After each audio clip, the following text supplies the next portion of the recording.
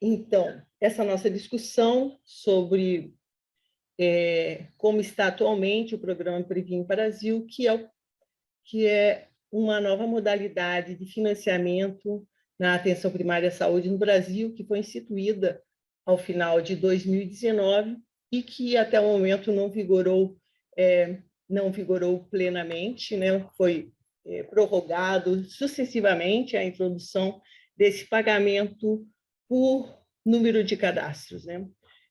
Que quebrou com a modalidade anterior, aboliu o PAB fixo e aboliu também a prioridade para a estratégia de saúde da família e terminou com os incentivos para os NASFs. Então, há uma ameaça importante à interprofissionalidade e tem questões para os secretários municipais de saúde, que é uma questão da redução do financiamento, e como eles chamam, do cofinanciamento federal para a atenção primária à saúde. Nós discutimos aqui, COSEMES do Rio de Janeiro, COSEMES de São Paulo fizeram documentos muito substantivos mostrando essas perdas, né? E que agora já se expressaram de alguma forma. E teve algumas reformulações, então a gente convidou o Luli e a Thaís para que pudessem para a gente poder entender bem essas modificações que tiveram, né? E conhecer sobre a atual situação e discutir e podermos melhor nos posicionar em relação a essas questões. Né? Uma certa atualização dessa situação a gente teve, porque já temos artigos, inclusive, dizendo que o Previne é a maior maravilha do mundo, foi com efeitos muito positivos para a continuidade dos cuidados na saúde da população, que foram totalmente descontinuados por causa da pandemia, e que teria já agora resultados extremamente positivos em vários aspectos, né? E a gente questionou que realmente o Previne, no sua substância, vamos dizer assim, no seu principal, nunca foi implementado. Então, está com a palavra, não sei, podia o Luli se apresentar, a Thaís podia dizer bom dia, ou talvez o Luli, não sei como que a gente está pensando, fala o Luli, depois a Thaís, ou vice-versa, o que vocês acham? Oi, professora. A gente conversou ontem, eu e Thaís, a ideia é que eu fizesse uma explanação geral sobre essa questão do regramento, e depois a Thaís vai fazer uma avaliação mais ampla aí do impacto do programa dentro do desenho da atenção básica, né, Thaís? Podemos fazer assim? Claro, Claro, pode. certamente, muito bem-vindos. A gente fala que nem o Homem da Cobra, qual o tempo que previsto? 25 Bom, a minutos? gente tem uma reunião aqui que vai sempre até ao meio-dia. Então, você tem um tempo, para nós é importante, claro, não queremos, para nós é importante ser uma explicação, vamos dizer assim, você tem que considerar que nós não sabemos como que está atualmente o Previne. Tá. Então, a gente precisa saber o que aconteceu com essa reforma agora do Previne e as suas consequências, e você já mandou também um documento mostrando iniciativas que vocês tomaram frente a essa nova situação, né? Mas a gente precisa saber um pouco assim. Tá, eu vou fazer uma fala, corrida, não na correria, mas uma fala geral, e aí acho que a gente pode aprofundar no debate aspectos que possam ter ficado em aberto, tá? Ótimo. Thaís não quer falar um bom dia para a gente? Primeiro, Thaís, abre aí e fala um pouquinho. Bom dia, tudo bem? A gente estava conversando ontem, eu e o Luli, porque o trabalho foi muito articulado entre COSEMES e Secretaria de Estado de Saúde esse tempo todo, né? Já vinha sendo e se intensificou nesse período. Então, eu vou tentar ver o que ele fala e tentar fugir do que ele fala para complementar, mas vai ser difícil porque a gente tem muito trabalho conjunto. Mas é um prazer estar aqui com vocês, tantas pessoas queridas que eu conheço há tanto tempo, outros que eu conheço mais da literatura mesmo e das apresentações. É uma honra estar aqui com vocês. Obrigada. Obrigado, Thaís. Obrigada, Luli. Vai lá, Luli. Tá, eu vou colocar aqui um slide.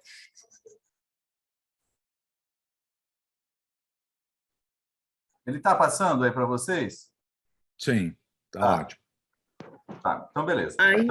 O meu ainda não, como modo de o meu ainda não está no modo de apresentação. O Zoom ele mudou aqui um negocinho, agora você tem que entrar direto com ele apresentando. Agora acho que vai. Tá a tela aberta? Isso, agora foi. Isso. Uhum. Antes Ótimo. você entrava pelo arquivo principal, colocava em tela de apresentação, ele abria. Agora ele não está abrindo mais, pelo menos para mim. Mas vamos lá. Meu nome é Lúlia, eu sou assessor técnico do COSEMES, como a professora colocou, e eu venho compondo parte da equipe do COSEMES que está dedicada a estudar, analisar, acompanhar essa questão do Previne Brasil. É bom destacar essa perspectiva que a Thaís colocou.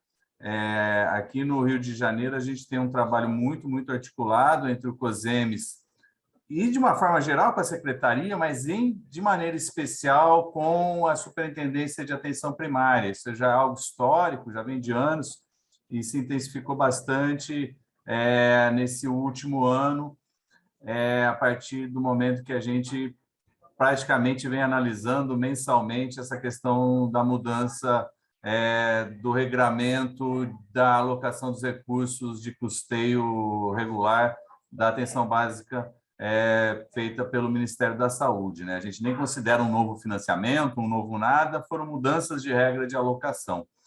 E esse trabalho de estudo ele inicia antes do Previne Brasil. Assim que saiu a primeira notícia dessa mudança, lá no CONARES de setembro de 2019, a SAPES, a Superintendente de Atenção Primária, já acendeu a luz amarela, vermelha, já chamou o COSEMES para conversar, fizeram um estudo inicial que, basicamente, ele vem sendo só adaptado aí para as novas e muitas mudanças de regras que o programa teve, e o início de trabalho ele culmina lá em 28 de outubro de 2019. A professora foi testemunha, né? Participou do evento onde a gente recebeu o ENO e com toda a análise do programa, questões que a gente apontava lá, elas vieram persistindo até hoje dentro aí do programa Previne Brasil. A partir da implementação do programa, né, o COSEMES, enquanto entidade que representa os secretários municipais, a SAPES, enquanto responsável por articular a atenção básica no território do Rio de Janeiro, vem desenvolvendo uma série de ações junto aos municípios, desde a continuidade dessas análises, mais assim, oficinas, apresentações, fóruns de atenção básica, lives. Então, partindo desse papel, né, é uma política que desde o início a gente avaliou que dentro desse governo e do perfil desse governo não haveria muito espaço para discussão. Então, como preparar os municípios para isso? Então, isso é uma coisa que a gente vem fazendo de uma forma muito... A SAPES, né, que principalmente tem esse papel da presença no território, mais institucionalizado, vem fazendo muitas ações com o nosso apoio. E, recentemente, a partir da publicação dessas novas regras, das mudanças das regras originais lá do Previne Brasil, com a portaria 2254, agora em setembro, a gente passou a ter uma série de discussões muito centrada nos municípios de maior porte, que são aqueles que a gente passou a identificar como os mais vulneráveis, mais sujeitos a desfinanciamento aí pelo programa. E um olhar particularmente do COSEMES muito intenso na questão mesmo do recurso, como que está isso, né? Como que esse recurso está chegando, a gente faz um olhar muito forte nesse aspecto. Então, a partir aí do final de setembro desse ano, a gente começou uma série de reuniões com o CISBAF, né, o Consórcio Intermunicipal da Baixada Fluminense. Essas reuniões, a última delas, a gente ampliou para todos os municípios maiores de 200 mil habitantes aqui do estado do Rio de Janeiro, e desse conjunto de conversas, a gente tirou uma série de propostas encaminhadas para o Ministério da Saúde, e que eu passei para a professora Lígia e para a Nayara para disponibilizar para todos. Ó, o cachorro, fica quieto aí. Para uma série de propostas no sentido de tentar minimizar ainda problemas graves que a gente via dentro do desenho do programa Previne Brasil. E, recentemente, ontem, né, a gente fez uma exposição para os municípios aqui do Rio de Janeiro do olhar que a gente vê do fechamento dos números, né, dos repasses desse ano de 2021 e também olhando uma estimativa para 2022. Eu vou fazer alguns resgates bem rápidos, históricos, mas quando a gente, lá no início, olhava para o Previne Brasil, a gente identificava alguns pontos de maior atenção que a gente deveria ter, principalmente com os municípios que tinham alto parâmetro de cobertura, que, incrivelmente, um programa que mudava as regras de alocação dos recursos da atenção básica, ele prejudicava os municípios que exatamente tinham maior cobertura de atenção básica, de forma muito, muito forte. E os municípios de baixa cobertura e baixo cadastro, que a gente sempre colocou, identificou também como suscetíveis a desfinanciamento. E o componente de desempenho, um outro item que a gente vem analisando desde lá do início, que ele, por mais que tenha uma regra aparentemente simples, até hoje ele não consegue refletir a realidade dos municípios em termos aí dos 7 indicadores que ele coloca. A gente tem a publicação da Portaria 2254, que ela equaliza um pouco essa situação dos municípios de alta cobertura. Eu vou falar um pouco mais sobre isso. E quando a gente faz as propostas que foram disponibilizadas aí para vocês, a gente identifica, primeiro, que o repasse do recurso com base populacional, que o Previne Brasil, a grande mudança do Previne Brasil, ele é o quê? Ele pega 75% do PAB fixo e joga para uma outra forma de repasse. Basicamente, em termos de mexida de orçamento, é isso que ele faz. Então, ele pega lá a grande maioria dos recursos do PAB fixo e atrela a questão do cadastro. O resto, de uma forma geral, mudou regrinhas. E aí a gente olha que os municípios que tinham o PAB fixo como a parte mais importante do seu financiamento, hoje eles estão numa situação com muita dificuldade para ampliar suas coberturas e sem aquele colchão que o PAB fixo colocava. Então, a gente, dentro das propostas, vocês têm acesso a elas, a gente colocou para o Ministério a necessidade de aumentar o incremento, mesmo que temporário, desse repasse com base populacional, que é a forma como incentivo por base populacional, como vem sendo tratado atualmente, que é a regra do recurso baseado no cidadão, né, não no cadastro, mantém-se ainda uma parte no Previne. Então, a gente colocou a necessidade de se aumentar esse repasse vinculado ao aumento da atenção básica, que há programas mais alongados para se mudar a realidade da atenção básica desses municípios. A gente identifica, isso eu vou falar, o Ministério, quando as eles batem no peito que o Previne Brasil ele não vai fazer nenhum município perder dinheiro, e a gente mostra cotidianamente que, mesmo de forma absoluta, a gente não está falando de reajuste, a gente não está falando de aumento de custo, a gente está falando de comparação absoluta de valores, que há municípios que estão perdendo recursos, e a regra criada pela Portaria 2254 ela não funciona, e a gente discute nessas propostas a questão do desempenho, que ainda não é efetivo, por uma série de problemas do Ministério e dos municípios, não é efetivo em refletir a realidade da atenção básica desses municípios.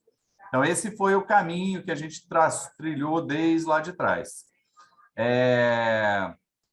Então, a gente elaborou esse ofício a partir das propostas que a gente discutiu junto com a SAPES e junto com os municípios. A gente transformou isso num documento, chegou às mãos do Ministério, chegou o deputado professor Luizinho, que é da presidente da Comissão de Seguridade Social, ele participou de uma das reuniões, ele levou em mãos esse documento e depois a gente oficializou a partir desse ofício do COSEMES, foi aprovado na Assembleia do COSEMES, e a gente solicita, além de encaminhar as propostas, a gente solicita um estudo do Ministério para falar, olha, por que esses municípios aqui perdem recursos? Que até hoje também eles não explicaram isso. E aí a gente chega de uma forma também no detalhamento desse regramento, dessas mudanças do regramento. E aí eu fiz aqui um antes, a proposta inicial e onde a gente caminhou e onde a gente chegou nos dois principais componentes do Previne Brasil. Então, assim, no componente captação ponderada, então, o componente de captação ponderada, hoje ele responde por mais de 50% de todos os recursos do custeio federal da atenção básica. É o principal componente do Previne Brasil. Se a gente olhar até 2019, a gente via um desenho onde a gente tinha a presença do PAB fixo, então, um recurso calculado ali de R$ 23 a R$ 27, R$ 28 por pessoa, independente de qualquer situação, como um elemento importante do financiamento, e a gente tinha a ESFA, a Estratégia de Saúde da Família, a UNASF, e os gerentes, aqui no Rio de Janeiro, gerentes praticamente, acho que a gente não tinha um caso só, eles financiados de acordo com a habilitação de cada equipe, de cada NASF, de cada gerente. Então, era um incentivo atrelado, né, à existência desse serviço. Então, esse desenho, que até 2019, ele muda no Previne Brasil a forma de repasse para a seguinte lógica. Lá no início, a portaria 2979, ela colocava que o repasse agora do recurso desse componente de captação ponderada é atrelado ao cadastro. Então, cada equipe de atenção básica e as equipes de atenção primária geram um potencial de cadastro, e na medida em que esse cadastro se efetiva, é validado na base federal, ele é pago um valor X. Aí tem uma série de regrinhas que vocês já conhecem. E a regra inicial era, até abril a gente paga 100%, depois de abril a gente vira a chavinha, né? Então, a partir de abril vai valer o cadastro efetivo dos municípios. E em 2020 haveria o valor per capita, sem nenhum tipo de critério, né, na lógica do PAB fixo, no valor de R$ 5,95 por pessoa. E o pagamento do cadastro ele era limitado pelo quantitativo populacional de cada município. E aí tem todas aquelas regras lá que especificam isso, mas basicamente o desenho era esse. O que acontece a partir de 2020, chegando até hoje?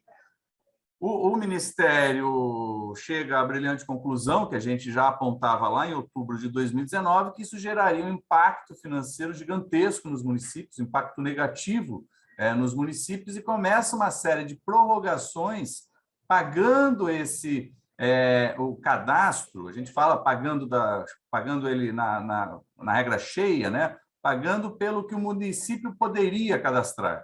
Então, se eu tenho 10 mil cadastros e poderia receber até 50 mil, ele paga esses 50 mil até agosto desse ano. E ele começa a prorrogar essa regra do per capita de 2020, ele prorroga para todo o ano de 2021, e ele termina com limite populacional. E é engraçado que, numa reunião, quando a gente apontava isso para o Ministério, em outubro de 2020, agora, a gente falava que os municípios com alto parâmetro, eles seriam muito prejudicados, a gente propunha exatamente isso. Falar, vocês têm que pagar proporcional ao serviço, não ao que ele pode cadastrar, porque ele pode cadastrar muito mais que a população. Aí eles falam, nossa, isso é um absurdo. Aí depois de um ano, praticamente, eles adotam a lógica que a gente vinha trabalhando. Então, a portaria 2254, ela muda que regras? Ela passa a valer a partir agora de setembro, ela já está valendo, aqui eu destaco como 2022, mas ela muda basicamente o quê? Ela termina com o limite populacional, então isso não é mais um critério, a gente não precisa mais olhar para o número da população quando a gente discute essa questão dos cadastros. Ela pega a diferença entre o cadastro real e o cadastro potencial. Então, essa diferença, se o município ele tem um cadastro de 30 mil pessoas feito, realizado, validado, e ele pode receber até 80 mil pessoas, então eu tenho uma diferença de 50 mil pessoas. Tá? A portaria 2254 ela vai pagar 50% dessa diferença. Tem umas regras que depois isso passa para 40%, 30%, mas isso não vai ficar em 50% mesmo. Então, ela paga essa diferença de 50%. Isso pode acontecer quando essa diferença está dentro da população do município. Então, se esse município que eu estou citando de exemplo, ele tem um potencial de cadastro de 80 mil e a população dele é de 100 mil, ele vai receber pelos 30 mais 50% dos 50 mil. Então, vai receber mais 25 mil cadastros. Então, isso ajuda os municípios que têm um baixo cadastro. Ok. Mas se esse município ele tiver uma população abaixo do que era o cadastro potencial dele, isso era... A gente tinha no Rio de Janeiro 40 municípios nessa situação, ele pode receber, inclusive, acima do que ele tem de população. O exemplo de Paraíba do Sul, que é o mais simbólico nosso. Paraíba do Sul tem uma população de 40 a 44 mil pessoas. Tem 21 equipes de saúde da família. Pela regra do Previne, eles podem receber até 84 mil pessoas. Então, a grande perversidade que tinha anteriormente era essa. Um município que fez o dever de casa, com um território super amplo, com vários subdistritos, várias equipes próximas da população, poderia receber por 84, mas era limitado à população. Então, ele recebia muito menos do que ele tinha direito, e isso gerava um desfinanciamento muito grave. Agora, com essa regra, ele tem lá as suas 44 mil pessoas já cadastradas, e ele pode cadastrar até 84 mil. Então, tem uma diferença de 40 mil pessoas aí. Pessoas não, cadastros, porque as pessoas já acabaram, estão todas cadastradas. Tem uma diferença de 40 mil cadastros. Essa diferença ele vai receber 50% dela, tá? Então, ele vai receber até 64 mil cadastros. Isso assim, torna... dá uma compensada, ainda não é o ideal, mas tira esse conjunto de municípios de uma situação em que eles teriam um grave problema de financiamento e já vinham tendo. Uma outra regra que ela tem uma aplicação muito mais restrita é o quê? O município que ele cadastrou mais gente do que o limite do cadastro potencial. Então, eu tenho uma cobertura lá não muito grande, eu poderia receber por até 40 mil cadastros. Minha população é de 50 mil pessoas. Eu consegui cadastrar 43 mil pessoas. Eu não recebo por esses 3 mil cadastros a mais. Tá? A regra muda em que sentido agora? Se eu atingir o ISF 7, ISF é a nota do desempenho, o índice sintético final, se eu atingir o ISF 7, eu passo a receber por esses 3 mil cadastros. Tá? Então, isso vai se aplicar a poucos municípios no Rio. Talvez a capital consiga isso e tenha assim, um impacto bem positivo, mas, no caso, são municípios de uma forma muito, muito difícil, até porque hoje a gente só tem 5 municípios no Rio de Janeiro acima do ISF 7, e só estão assim porque o Ministério está pagando um dos indicadores a 100% do valor, porque eles não conseguem fazer o cálculo desse indicador, cobertura vacinal. E, por fim, ela torna aquele per capita fixo, só que ela não define o valor. Então, hoje, dentro do Previne Brasil, há um valor per capita nos moldes do PAB fixo, só que o valor não é definido. Obviamente que a gente espera que pelo menos os 5,95 que vem acontecendo desde o início do ano ele seja mantido, mas isso está na mão do superintendente, do secretário da SAPES. Então, essas são as regras que mudam na captação ponderada. Aqui tem 2 slides que o Ministério apresentou na oficina, que mostra essa questão. Deixa eu só tirar aqui. Esse é o da diferença, tá vendo? O potencial de cadastro de Porto Real, 28 mil pessoas. Pessoas cadastradas, 22 mil. A diferença, 5 mil entre o cadastrado e o potencial. Então, o município ele vai receber as pessoas cadastradas, mais 50% dessa diferença. Diga-se aqui, Porto Real tem a população de 20 mil pessoas, pela estimativa do IBGE. Já até cadastrou mais gente.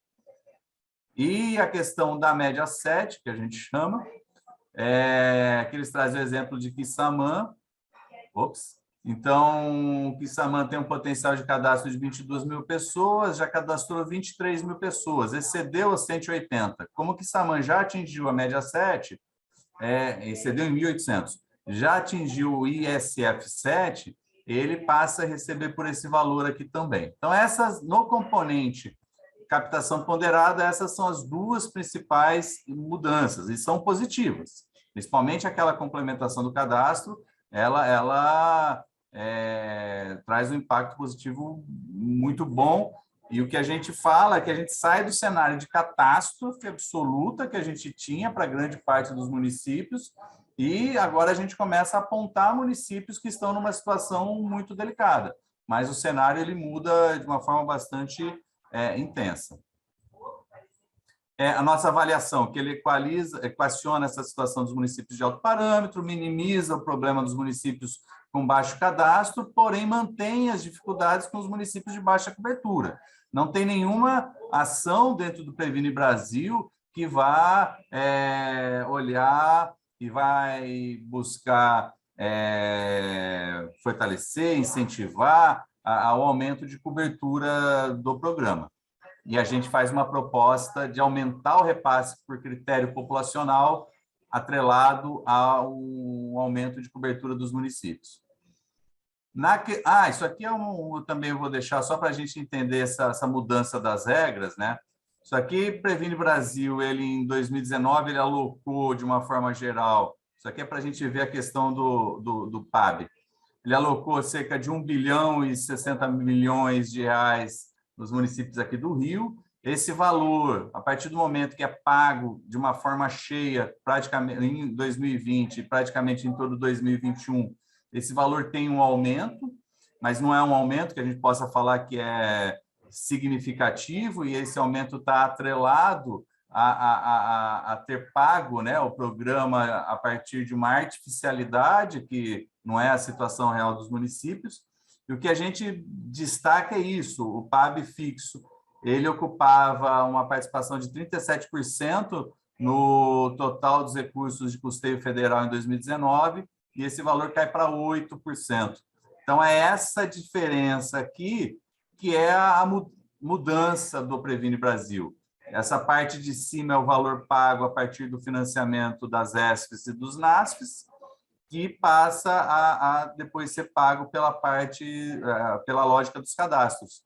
Vocês veem que o orçamento do desempenho praticamente ele não muda, e o orçamento das ações estratégicas, que é o custeio do ACS, que teve aumento, a saúde bucal, a Academia da Saúde, PSE, prisional, Informatiza, que é um programa novo, Saúde na Hora, que é um programa novo, ele passa a ter uma maior participação.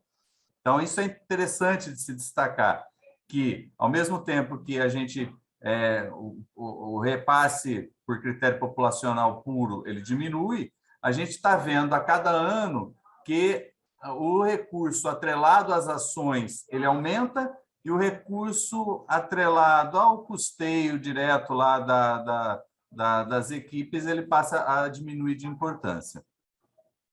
E aí, passando pela questão da mudança do componente de desempenho, então a gente tinha até 2019 o PIMAC, que era uma adesão voluntária das equipes, e uma base de cálculo maior, né? O valor de repasse do PIMAC ele era um recurso mais substantivo. O que o Previne muda? Ele muda a lógica de olhar o desempenho da atenção básica, cria 7 indicadores até simples, né? E todas as equipes passam a ser avaliadas independente de qualquer coisa. Pela produção delas, todas elas geram lá o seu ISF, seu índice sintético final. E o valor base é menor. Então, aqui eu diminuo, aqui eu tinha uma base menor de equipes, aqui eu tenho uma base maior de equipes, aqui eu pagava mais, aqui eu pago menos, na verdade eu estou com o mesmo valor. Eu não coloquei recurso novo no desempenho, eu só mudei a regra de repasse desses recursos. E o que era para valer a partir de setembro de 2020, está pagando integralmente até o final desse ano. nas nossas conversas lá com a SAPES, com o Sisbaf, com os municípios grandes, a gente identificou que hoje esse programa ele ainda não consegue, por uma série de problemas, boa parte deles do próprio Ministério, ele não consegue dar conta de avaliar de forma minimamente correta a realidade dos municípios. Quando você chega no município, é até uma agonia, você vê lá as equipes trabalhando, as equipes realizando essas atividades e não conseguindo demonstrar isso na forma de nota para o Ministério. Inclusive, equipes que têm prontuário eletrônico, não é só as que estão lá no papel, são equipes que têm prontuário eletrônico e não conseguem fazer isso. Porque a quantidade de regras que está por trás disso é gigantesca. E, às vezes, a baixa capacidade técnica das gestões em de avaliar isso, mudar pequenos processos de trabalho, não consegue dar conta de mudar, por mais que a gente faça ações de apoio constantemente para os municípios, principalmente as SAPs. E o que muda com a portaria 2254? Eles parcelam o problema. Então, o que era para valer 100% do desempenho a partir de janeiro, eles fizeram um crediário aí. Então, como que vai passar a valer isso? Simplesmente, a partir de janeiro, valem 2 indicadores, pré-natal e sífilis e HIV. A partir de maio, no segundo quadrimestre, valem mais 3 indicadores, totalizando 5. Entram a cobertura odontológica para gestantes, citopatológico e cobertura vacinal. E, a partir de agosto, valem todos os indicadores. Não há nenhuma discussão sobre a adequação disso, de novos processos aí de avaliação dos indicadores, o que a gente vinha apontando. A proposta que a gente tira é o quê? Em 2022, pagar 100%, porque a gente entende que não tem condições do componente de desempenho apurar de forma real a realidade da atenção básica nesse ano, e sem contar que muitos indicadores têm uma série histórica que estão caindo dentro da pandemia. Então, também é injusto você pegar nota que está olhando lá para 2020, olhando para a onda do final do ano passado, para a onda desse ano, onde a atenção básica estava totalmente impactada. E a atenção básica é o grande motor da vacina. Então, também esse ano, a atenção básica, você vai nos municípios e está vacinando, certo? Infelizmente, em alguns lugares, reduz a oferta de serviços, não é uma avaliação assim, muito empírica do que eu vejo visitando os municípios, mas hoje o trabalho principal de muitos locais é a vacina. Então, a gente propõe mudar essa regra, pagar 100% em 2022, e em 2023 para frente, a gente olhar para a média dos municípios de mesmo porte populacional. Então, se todos os municípios acima de 500 mil habitantes, a média do desempenho deles é 6, por exemplo, eu não posso achar que 10 está certo. Isso aqui, eu já fui professor, vocês são todos professores, aquela história da prova, né? Se eu dei uma prova, todo mundo tira 2, essa prova está errada. Então, a ideia era que olhe para a média desses municípios e, a partir disso, eu faço a lógica, eu calculo o desempenho dos demais. Isso não foi acolhido pelo Ministério, eles fizeram essa proposta aí de parcelar a aplicação do programa. Por fim, a gente faz uma proposta, está no discurso do Ministério, a questão, Previne Brasil, nenhum município que mantiver os serviços vai perder recursos comparado ao ano de 2019. Eles nem fazem a correção, né, prevista lá na emenda constitucional do teto. Então, é recurso bruto. Se você recebeu 100 em 2019, nosso compromisso é que você receba 100, pelo menos, em 2020, 2021, 2022 e por aí vai. Só que isso não vem acontecendo. Esse ano, desde o início do ano, a gente tem a instituição de uma regra de correção, fator de correção. Porém, a gente detecta que municípios continuam recebendo a menor, em termos absolutos. Não estou nem discutindo o município que está recebendo 100 mil a mais esse ano e teve um aumento no repasse do recurso do agente comunitário de 1 milhão. né? Porque teve aumento, e esse aumento foi dedicado essencialmente a pagar o agente comunitário. Então, eu estou falando de forma absoluta, e a gente mostra isso. Essa regra não funciona, porque ela olha para o que o município poderia receber. E aí eu vou mostrar no próximo slide o exemplo de Belford Roxo, que eu acho um exemplo fantástico para ser feito estudo aprofundado sobre ele, que mostra a iniquidade do Previne Brasil em Belford Roxo, que deveria, o Rodrigo, nosso presidente do COSEMES, fala, gente, se um programa não funciona para Belford Roxo, ele não funciona para ninguém. Ele tem que funcionar para Belford Roxo. Não adianta ele funcionar para Niterói. Então, a gente propõe mudanças nessa regra para que, efetivamente, pelo menos, a gente consiga que esses municípios recebam o mesmo que em 2019, sem admitir que isso, obviamente, é satisfatório. Então, Belford Roxo, como que funciona essa regra? Belford Roxo recebeu, em 2019, 20 milhões e 600 mil reais no conjunto dos repasses federais do custeio regular da atenção básica. Em 2020, ele recebe 19 milhões e 900. E se a gente analisa os serviços lá de Belford Roxo, ele não teve decréscimo de serviço. Ok, é um consenso. Se o município ele tinha 10 equipes em 2019 e fechou as 10 equipes em 2020, espera lá, ele não faz jus a receber o que ele recebia lá. Mas não é o caso de Belford Roxo. E em 2021, Belford Roxo, eu atualizei esse número, é um pouquinho mais, ele está apontando para receber 18 milhões e 450 mil. Então, vai dar uma diferença negativa de 2 milhões e 100. Isso está nos próximos slides. Qual que é a lógica de cálculo disso? Vai mostrar que Belford Roxo, em 2021, ele vai receber na faixa aqui de 8 milhões do componente de captação ponderada. Mas se ele não tivesse recurso suspenso por falta de profissional, se ele tivesse cadastrado 100% do seu cadastro potencial, o que já está impactando, né, em setembro, outubro, novembro e dezembro, ele poderia receber 9 milhões e 700.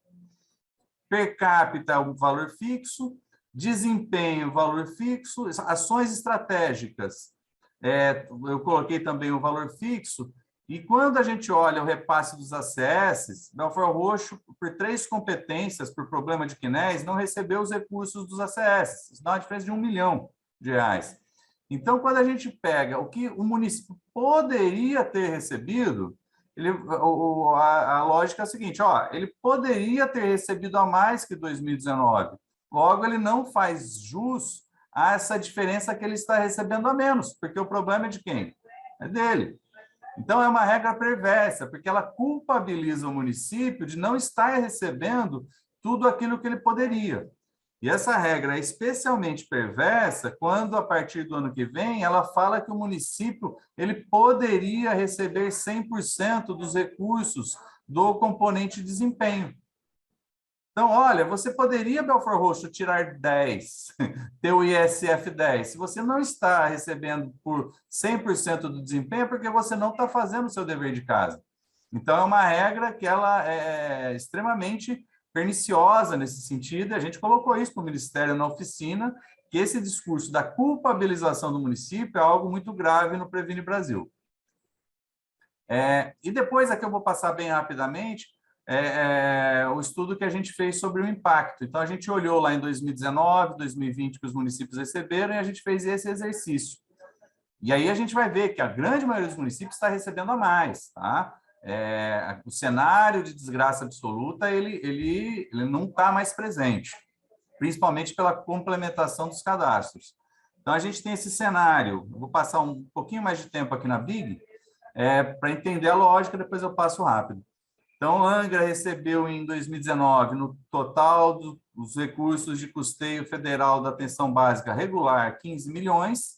Ano passado, recebeu 3.900 a mais do que os 15 milhões, então próximo aí um pouco mais de 19 milhões. Então, foi o ano que recebeu cheio, né, pelo quantitativo de cadastros, desempenho, tudo isso. Esse ano, quando já começa a olhar em 4 meses, o impacto da diferença de cadastro que Angra tem para o que ela poderia receber, ou seja, um município que o cadastro ainda é relativamente baixo, praticamente já fica no mesmo nível de financiamento de 2019, Então, 60 mil em 15 milhões não é relevante. E quando a gente tira a fotografia de hoje, e aí com todo o cuidado de fazer uma estimativa, né? Porque se Angra pegar e cadastrar todo mundo de um dia para o outro, esse número aqui vai mudar. Então, eu não estou afirmando que ano que vem Angra vai ter um desfinanciamento de 2,7 milhões. Mas eu estou falando, no desenho de hoje, Angra dos Reis, ano que vem, tem um desfinanciamento bastante significativo, levando em conta o regramento de hoje. Não é o caso dos demais municípios, tiveram um aumento de recurso, Mangaratiba agora está numa descendente, e isso pode mudar, né, de acordo com o desenrolar aí do cadastro, do desempenho. Eu também estou olhando para a nota do desempenho do segundo quadrimestre. Se isso aumentar de forma significativa, aumenta-se isso também.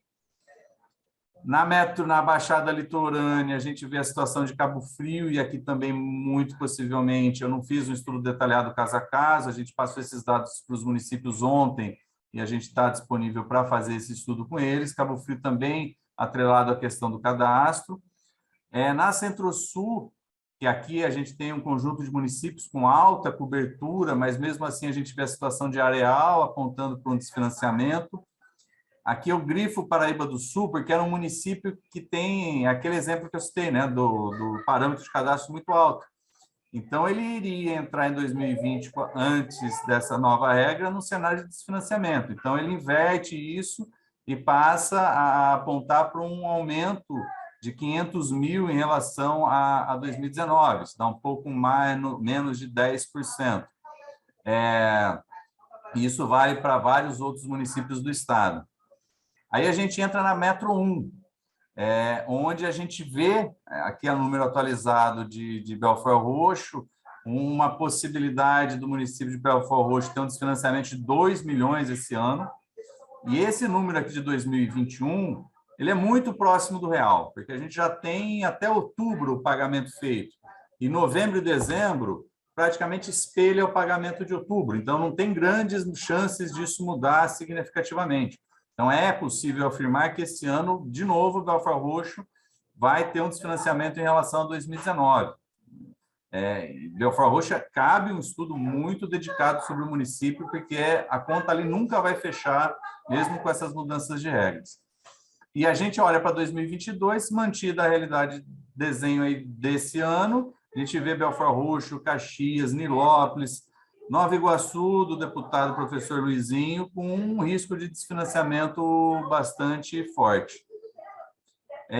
Eu grifo aqui Niterói, porque Niterói, esse último quadrimestre, ele entra na regra de correção, ele recebe um valor a mais, porque o Ministério identifica que ele está num parâmetro menor que em 2019.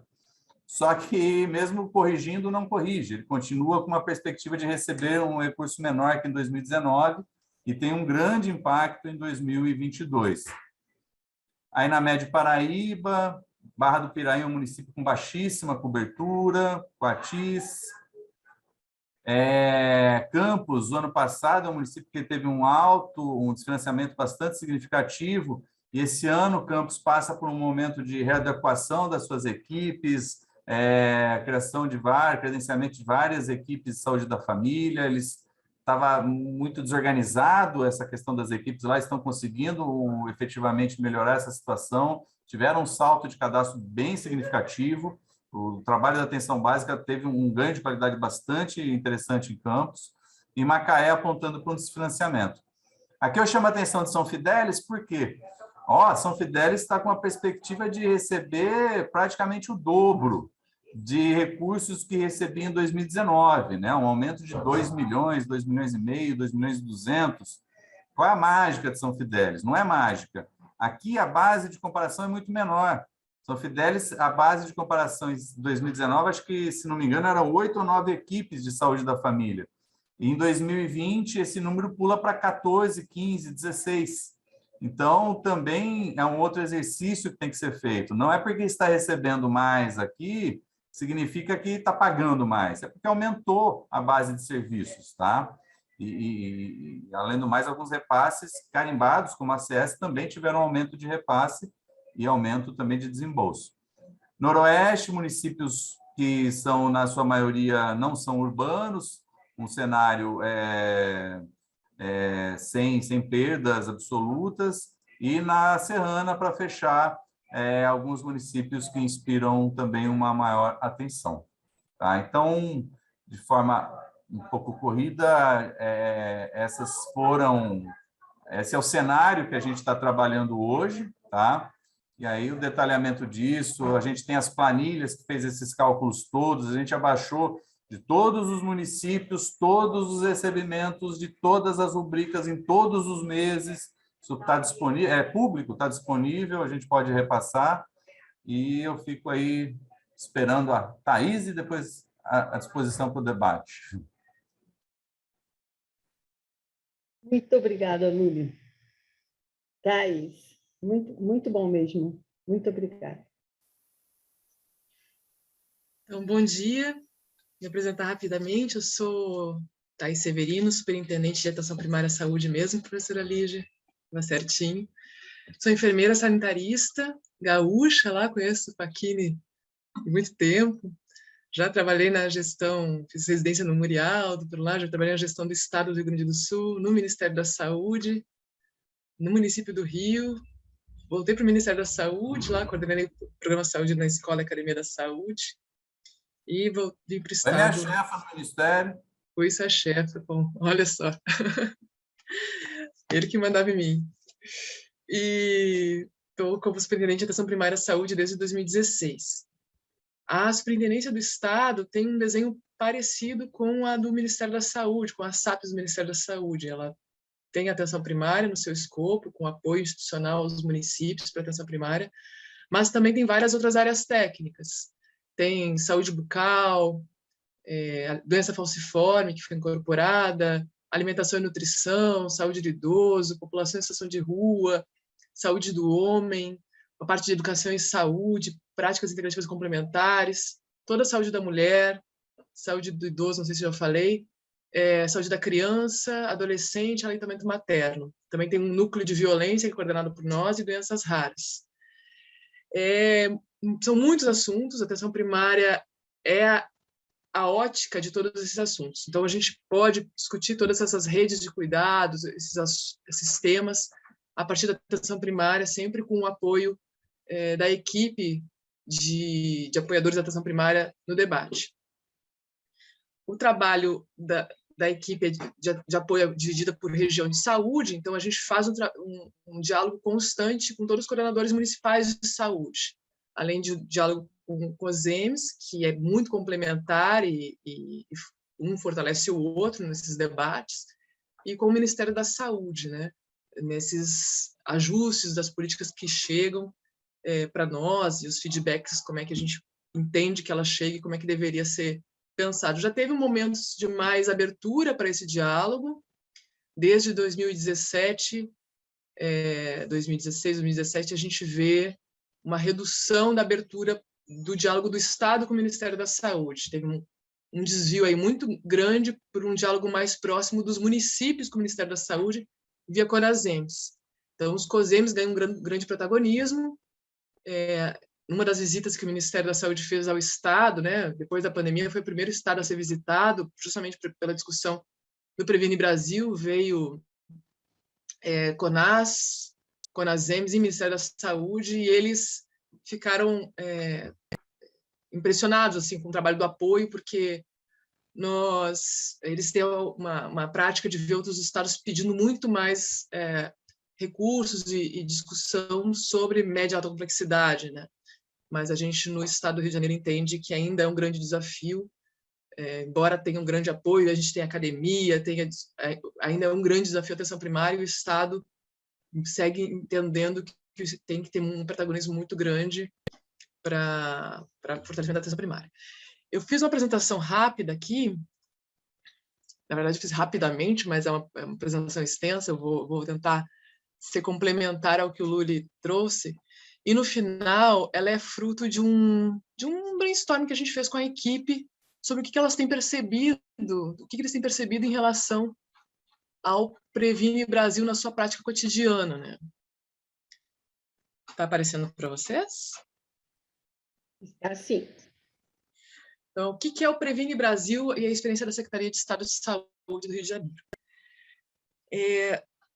Desde que a gente está discutindo já a PNAB de 2017, já tem algumas sementes colocadas que viriam para o Previne Brasil. A gente teve espaços de diálogo lá no Ministério da Saúde, rodas de conversa, café com ideias, em que veio uma equipe depois que virou secretário Erno, e trouxe questões que eram muito conflitantes com o que a gente tinha, né?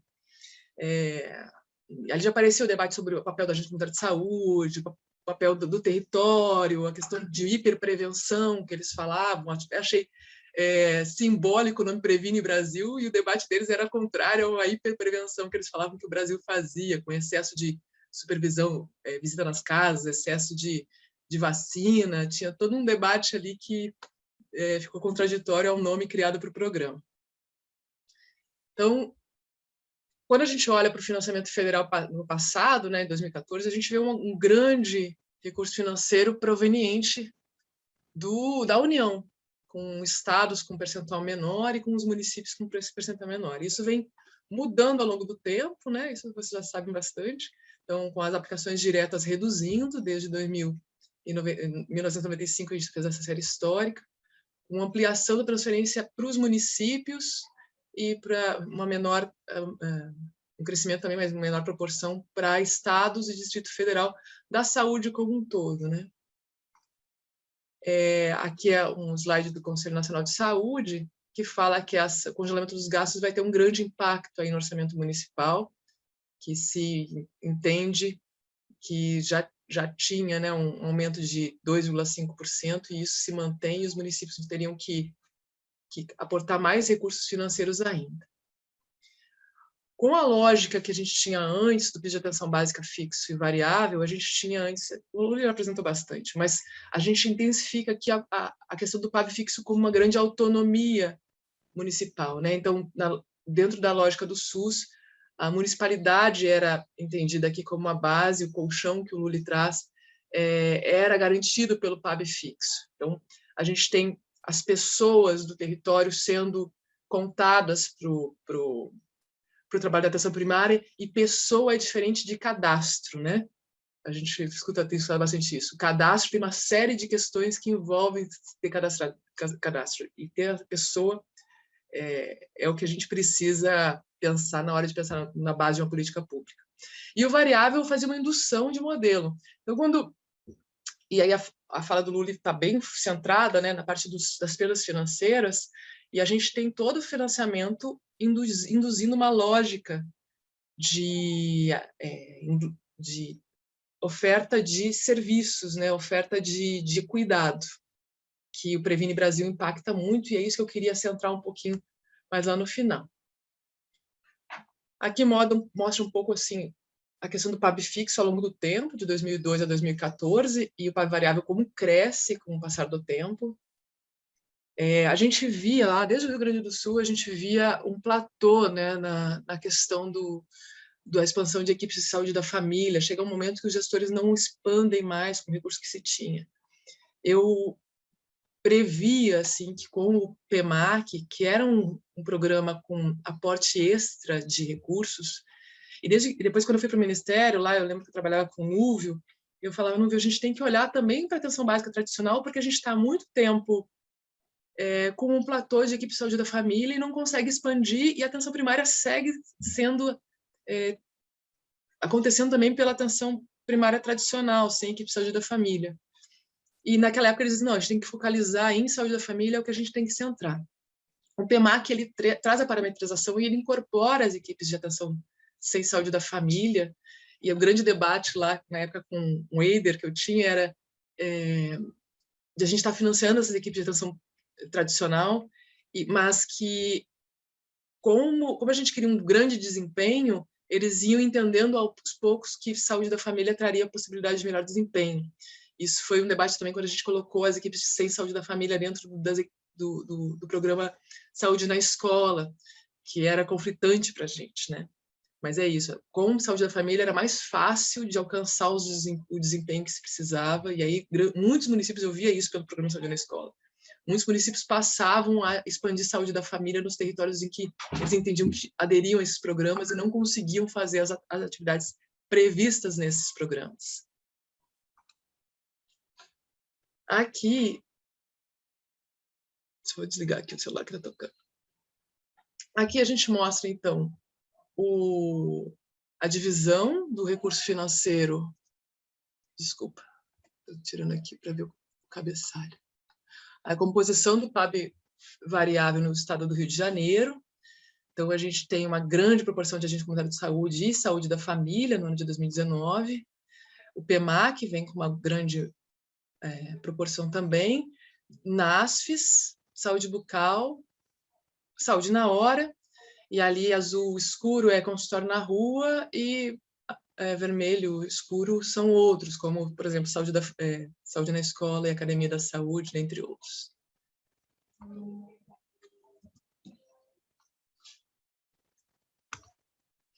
Aqui o Lula já explicou, eu acho que eu vou passar para a gente não perder muito tempo, mas aqui é uma parte do que eu começo a discutir sobre impacto no território, né? Primeiro, assim, a tipologia rural e urbana inadequada para distribuições das equipes de atenção primária. O nosso estado é o segundo estado com maior população urbana no país. O Rio de Janeiro é o segundo, só perde para o Distrito Federal. Quando a gente chega nos territórios que estão definidos como urbanos, são territórios com muita dispersão territorial. População distribuída de uma forma muito dispersa, e o que antes a gente tinha, que o Lula traz, de muitas equipes dedicadas àquele território, dentro daquele território, agora muda nesse teto que eles trazem por município para o cadastro. Então, a gente tinha antes 3.500 pessoas como uma sugestão de teto de cadastro na PNAB anterior. Na PNAB ainda está escrito aqui isso, mas o Previne Brasil traz 4.000 habitantes, né, 4.000 cadastros. E quem está no território sabe o quanto isso é impossível de ser desempenhado. Eu falava até com o Vilaça Mendes sobre, na época que a gente tinha Prograb, não sei se vocês lembram do Prograb, quando a gente colocava as 4.000 pessoas lá dentro, com a faixa etária, com distribuição de sexo e gênero, e tentava fazer uma agenda semanal, não batia, não tinha como dar conta daquelas demandas. E o Vilaça falava sobre a nossa dificuldade de estratificar risco. E até hoje, mesmo a gente fazendo a planificação, foi a proposta do CONAS, usando o Vilaça, a literatura que embasa o Planifica não nos traz essa estratificação de uma forma clara, né? A gente fez pilotos aí com alguns municípios mais desenvolvidos do estado, e esses próprios municípios não conseguem colocar essa estratificação, a gente não acha de uma forma clara na literatura. Então, 4.000 habitantes para a saúde da família no território urbano, e muitos lugares urbanos não são urbanos, não é uma população adequada. E também tem a questão, o que é urbano e rural, a classificação do BGE, para a classificação das necessidades de cuidado da atenção primária. A dispersão territorial não é um conceito que a gente use para a gente pensar onde coloca uma equipe de saúde da família e quantas pessoas elas abordam. Depois no brainstorm aparece um pouquinho mais sobre isso, mas a gente tem muitos gestores que, quando aparece o Previne Brasil, vão nas SAPs, lá da Secretaria de Estado de Saúde, e falam: eu estou concentrando as minhas equipes que antes estavam nas áreas mais remotas, concentrando no centro da cidade para conseguir chegar ao número que o Ministério da Saúde quer de pessoas por equipe e para conseguir economizar e não gastar com muita estrutura. E isso nos traz impacta em, eu não vou falar depois de atributos, mas impacta em vários atributos, né? Principalmente do acesso e acessibilidade. E abordagem territorial, né, abordagem comunitária, competência cultural. Numa entrevista que eu fiz do mestrado, um dos professores perguntava assim: por que vocês forçam em colocar as equipes lá no meio de onde está a comunidade, no Rio de Janeiro, por exemplo, onde tem tiroteio? Para que colocar o médico lá no meio do tiroteio? Por que não coloca no lugar mais central para as pessoas também se deslocarem? E quem está no dia a dia no serviço sabe que chegar no território, olhar o ambiente, escutar o movimento do território, receber as demandas da comunidade e ir à casa das pessoas para visualizar o que está acontecendo, é possível somente quando a gente está dentro do território. Não é possível fazer isso à distância. Se faz, mas a qualidade fica muito, muito afetada. A ênfase, então, passa do pagamento por cadastro, não mais por equipe ou por habitante, né? A saúde da família perde seu caráter estratégico e passam a ser consideradas de forma proporcional a equipes sem agente comunitário de saúde para o cadastro. E a questão da agente comunitário de saúde é um grande desafio também. Há muito tempo, a gente já tem a possibilidade de colocar equipes de saúde da família com apenas um ACS no sistema.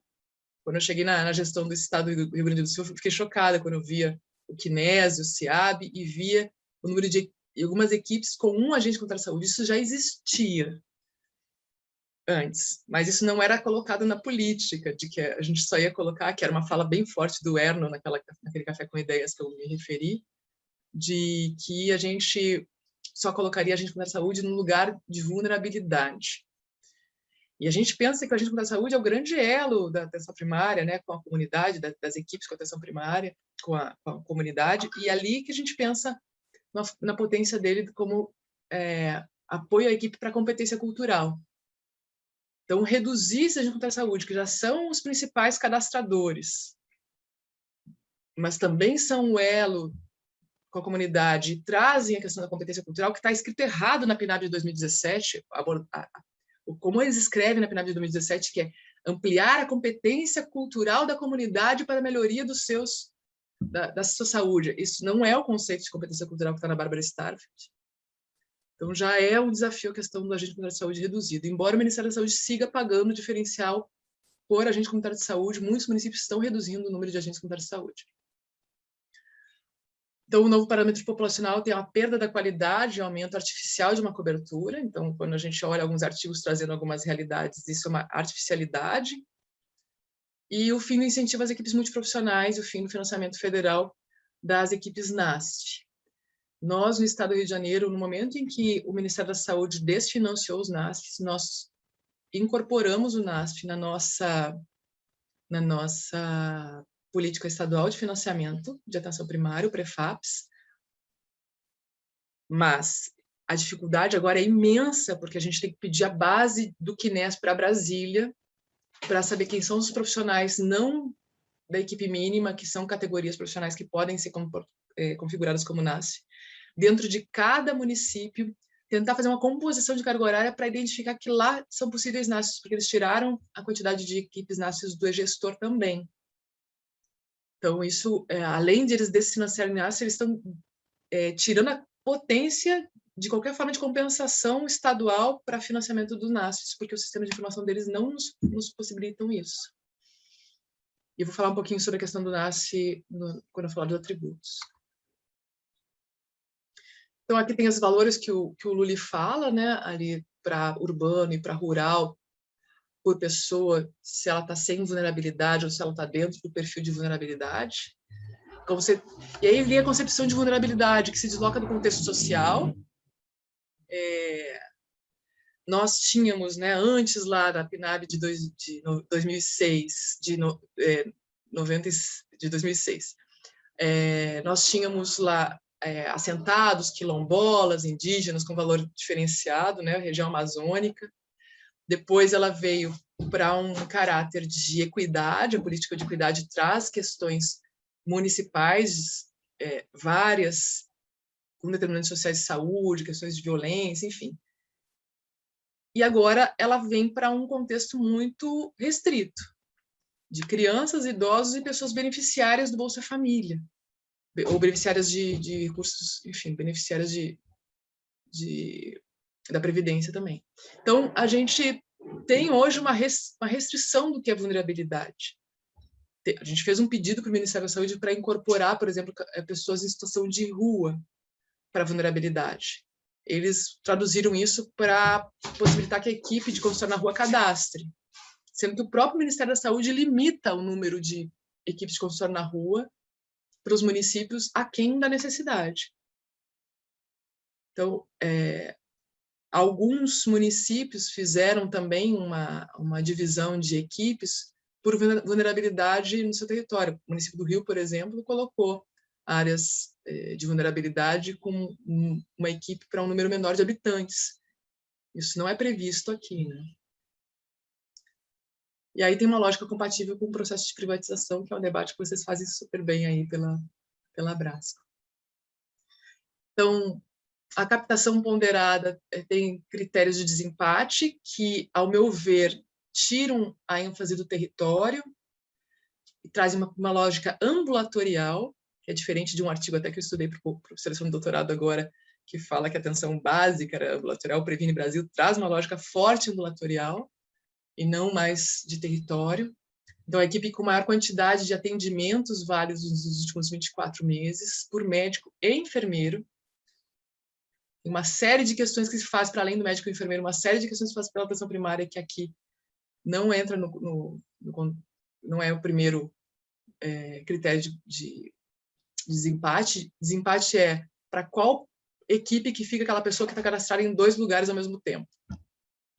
A equipe tem que estar homologada, essa pessoa tem que ter um cadastro individual completo, tem que ter um atendimento individual mais recente por médico e enfermeiro, e depois, por último, um registro de visita domiciliar ou procedimento mais recente.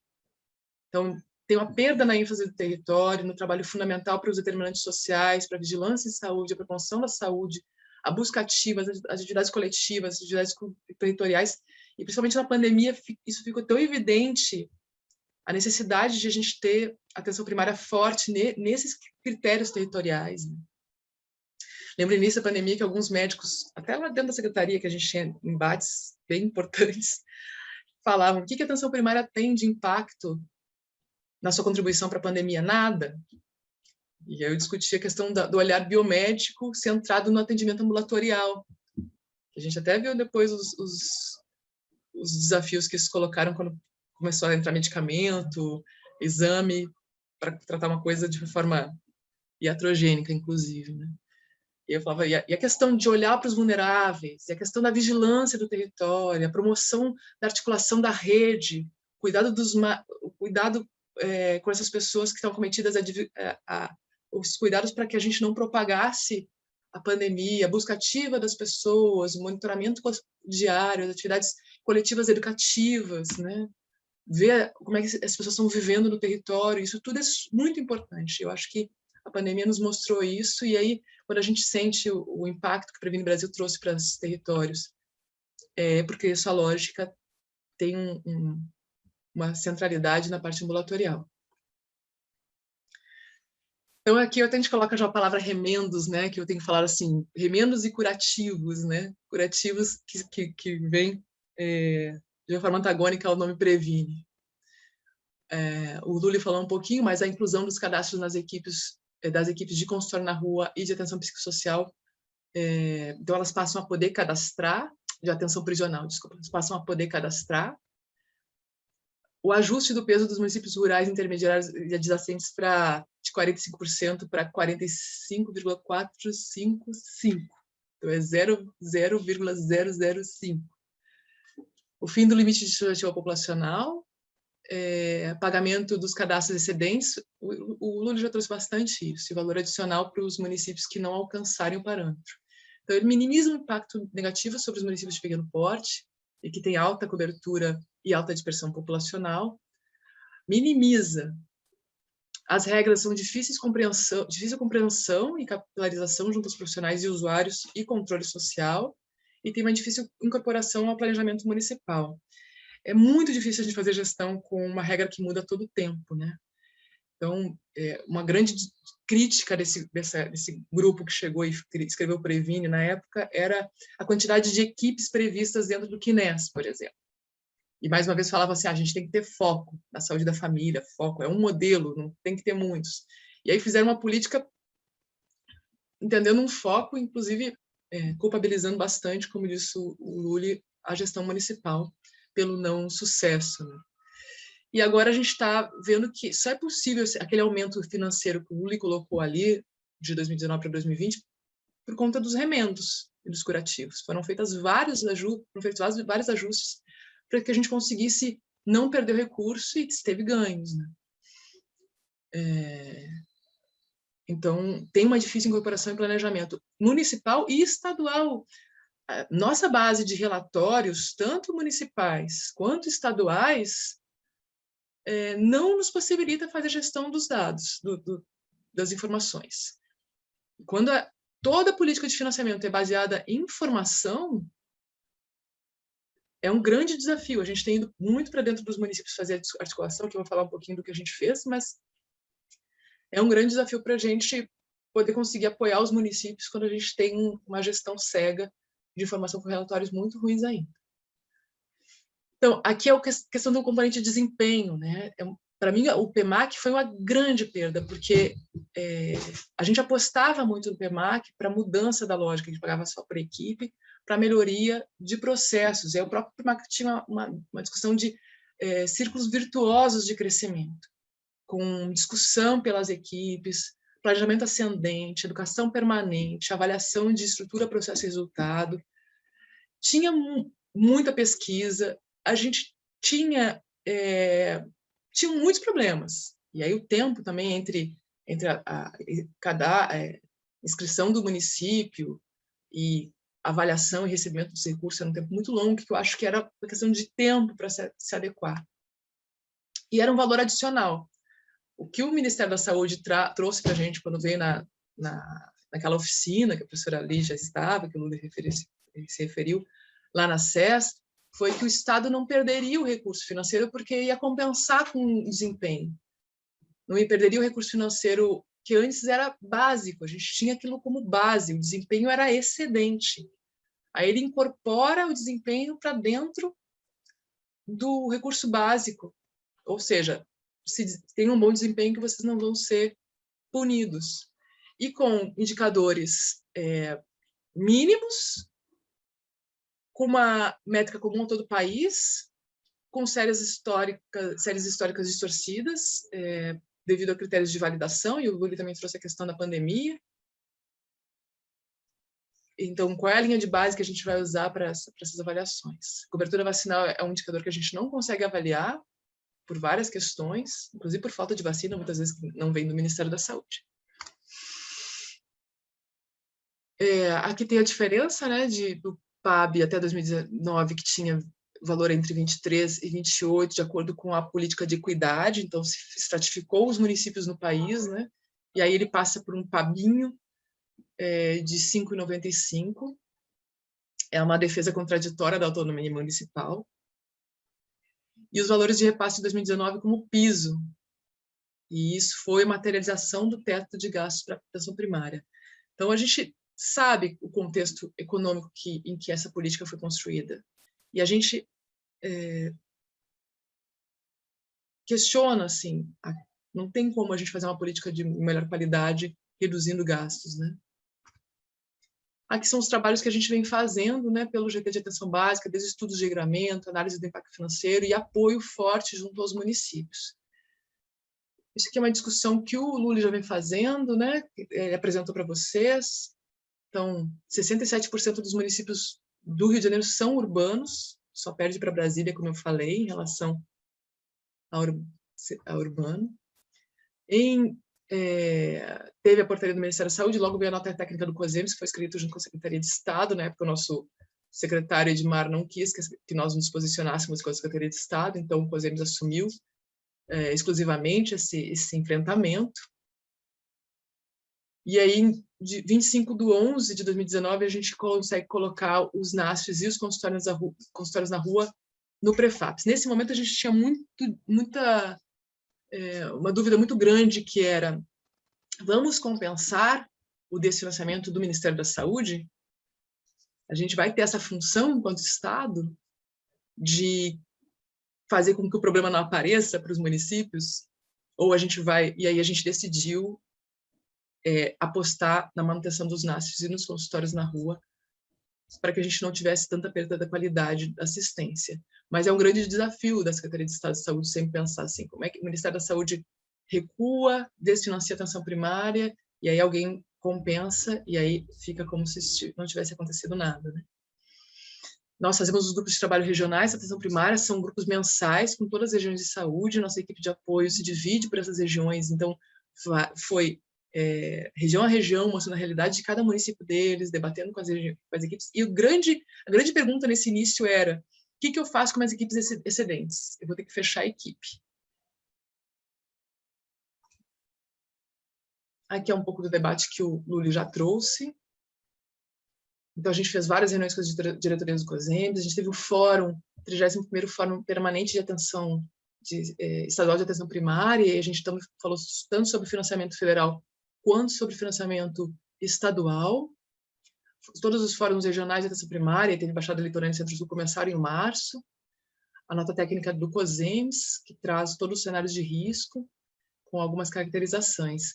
E aí é bem difícil assim, de a gente ir para os debates com os municípios com uma lógica de financiamento que induz uma proposta de atenção que reduz qualidade, né? Então, e também uma lógica que não corrobora. Então, convencer a equipe de que mesmo assim a gente tem que ir para o território e ver como é que a gente minimiza dano. Então, o trabalho foi, vamos combater até o que a gente pode. Então, foi o Estado que mais se posicionou junto ao Ministério, ao CONAS e CONASEMS, até o momento que ele é publicado. E depois disso a gente tinha que reduzir dano junto aos municípios. Em outubro de 2020, a SAPS, o Ministério da Saúde e o CONASEMS vieram ao Rio de Janeiro, como falei, a gente teve uma nota técnica detalhando todas as questões, é pauta regular em todos os grupos de trabalho, é pauta dos informes do COSEMBS, da CIR e na CIB, a gente realizou diversos webseminários, reuniões técnicas, mesmo durante a pandemia, assim, foi um trabalho bem importante a questão do Previne Brasil.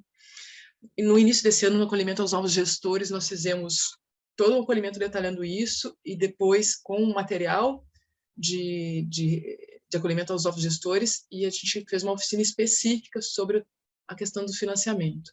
E aí, a questão das regras de financiamento, todos os indicadores de financiamento e a introdução aos relatórios de apoio à gestão. No final, há poucos meses, a gente foi a Brasília para fazer uma reunião com o Ministério da Saúde, mas no dia seguinte eles já estavam na CIT aprovando essa nova resolução. A ideia deles era, vamos escutar o Rio de Janeiro para entender o que de diferente tem o Rio de Janeiro que vocês não conseguem melhorar.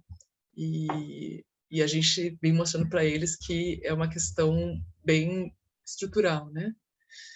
Aqui tem o nosso financiamento estadual, assim, só para vocês conhecerem que a gente tem um componente de sustentabilidade, um componente de expansão, um de desempenho também. Isso ele é prévio ao Previne Brasil, de 2019, do início de 2019. A gente tem sustentabilidade de pagamento por equipes existentes, que é saúde da família, saúde bucal, NAST, construção na rua e academia da saúde. Expansão, valor de investimento para equipes novas e o desempenho a valor por alcance de metas, que a minha ideia agora seria a gente avançar para algo mais estruturante nos moldes do que era o PEMAC, porque agora o Ministério da Saúde inverteu essa lógica e colocou um rol mínimo de indicadores com uma forma de mensuração apenas métrica, né? Aqui são os nossos indicadores, que são indicadores também que já estão dentro das políticas públicas e que não exigiriam dos gestores mais esforço para preenchimento, e eles corroboram com as metas que estão previstas no Ministério da Saúde. Então, assim, a gente passa a ter um valor de transferência financeira que apoia melhor os municípios.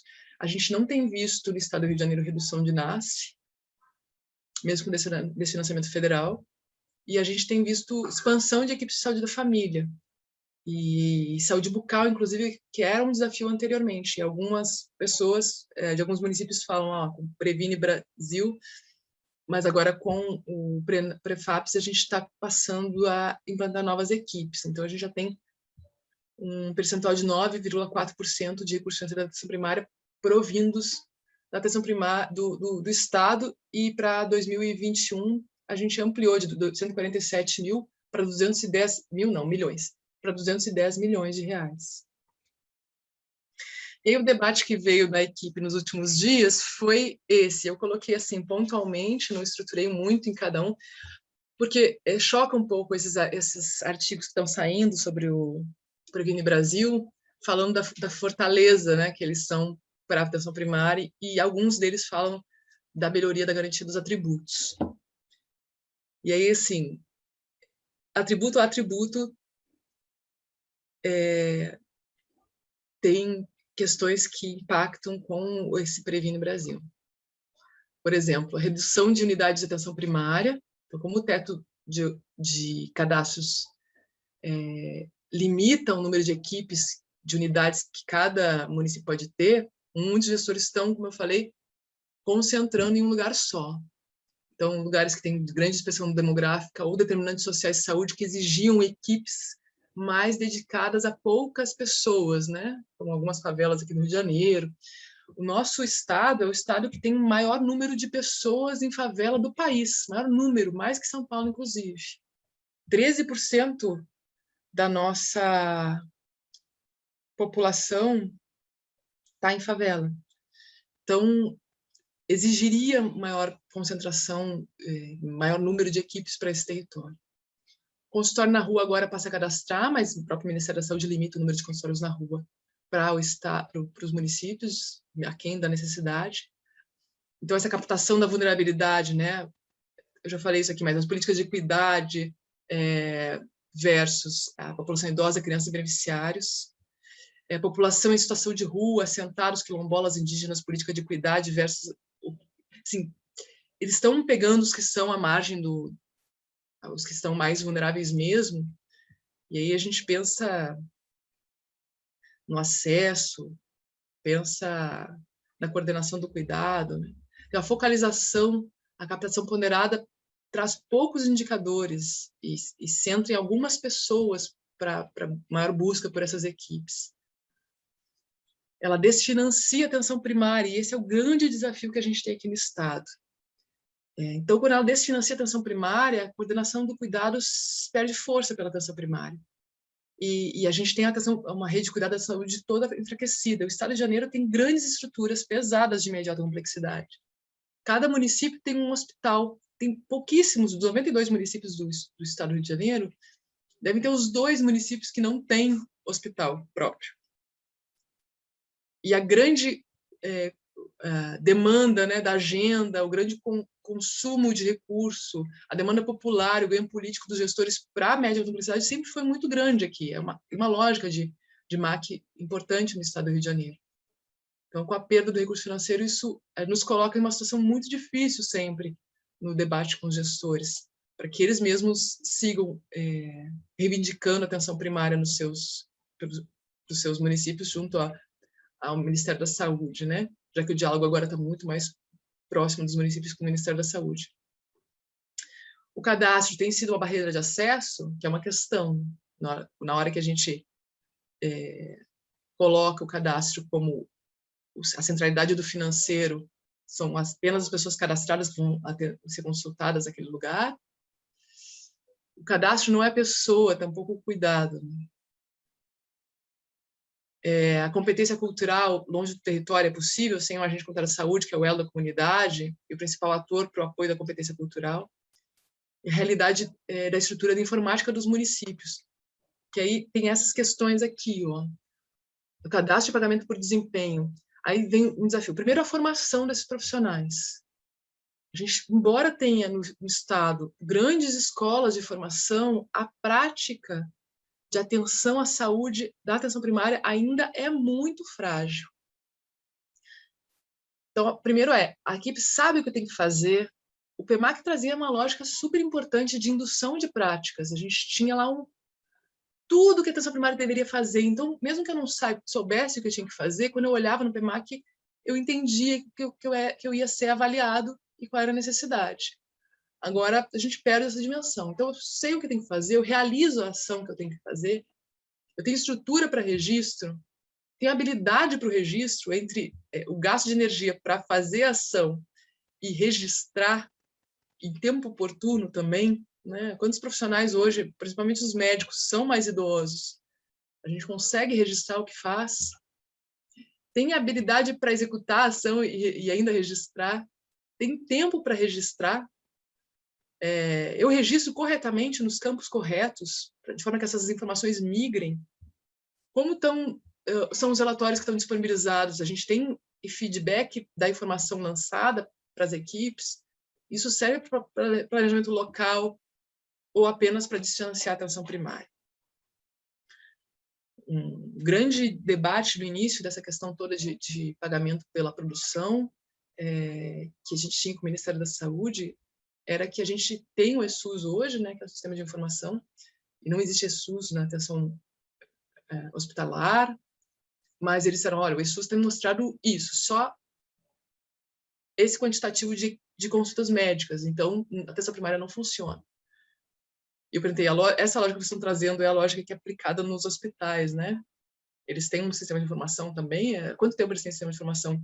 E outra, a gente mudou a lógica de produção da atenção primária para uma lógica de cuidado. Está voltando, então, porque desde o cadastro vai ser por lógica de produção do cadastro, até o pagamento por desempenho é a lógica de produção da consulta de 7 indicadores apenas, né?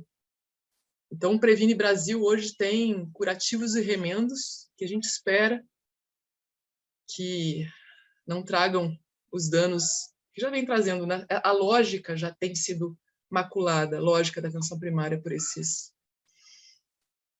E aí também tinha outros debates, assim, a redução de agentes comunitários de saúde no território. É claro que a gente está tendo redução em todo o estado de Janeiro. Quais os profissionais que cadastram? Oi? Oi, Thaís.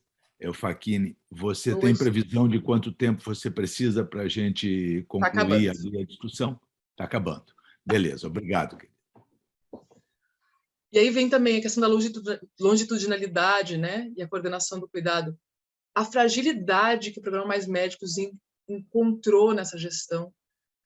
O perfil dos médicos que chegam agora, os brasileiros, e a falta do foco na formação dos profissionais, embora eles tenham colocado a parte da residência dentro das ações financiáveis pelo Previne Brasil, a gente tem uma fragilidade do Programa Mais Médicos, que era a base, né, de uma previsão de longitudinalidade médica. Criação da DAPS,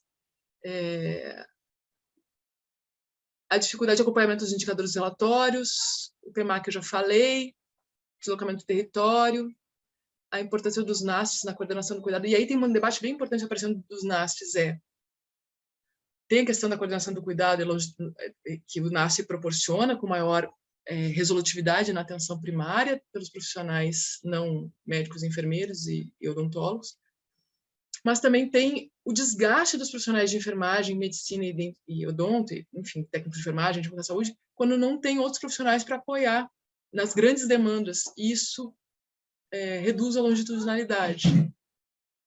Então, tem muitos profissionais se queixando de que estão concentrando, quando não tem NASF, né, que eles concentram muitos afazeres e muitas ações para quais eles não têm resposta.